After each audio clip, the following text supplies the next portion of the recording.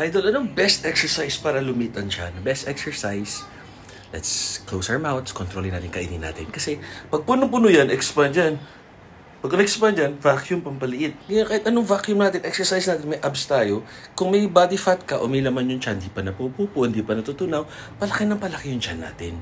So, sa kain talaga yan. Tapos kung mag-1 meal a day ka, magka-fasting ka, pero hindi siya pasok sa lifestyle mo, the moment na bumalik ka sa normal na kain mo, mas maraming taba ang magigain mo. Kasi isipin ng katawan mo, starvation mode. Kaya ang fat, diretsong fat cells. Sobrang carbs.